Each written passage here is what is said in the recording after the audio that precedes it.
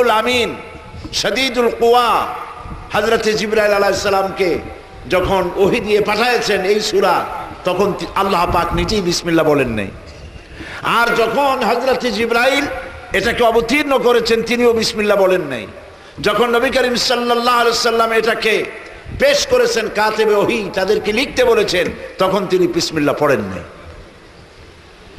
এতটা originality, authenticity রক্ষা করা হয়েছে। একটি শব্দ, একটি অক্ষরের কোনো ব্যতিক্রম হয় নাই। আল্লাহ পাকের কাছ থেকে যেভাবে নাজিল হয়েছে ওইভাবে গোটা বিশ্ববাসীর কাছে মাহফুজ আছে, থাকবে ইলা ইয়াউমিল কিয়ামা। আল্লাহ রাব্বুল আলামিন বলেন, ইন্না নাহনু নাযালনা যিকরা ওয়া ইন্না লাহু লাহাফিজুন।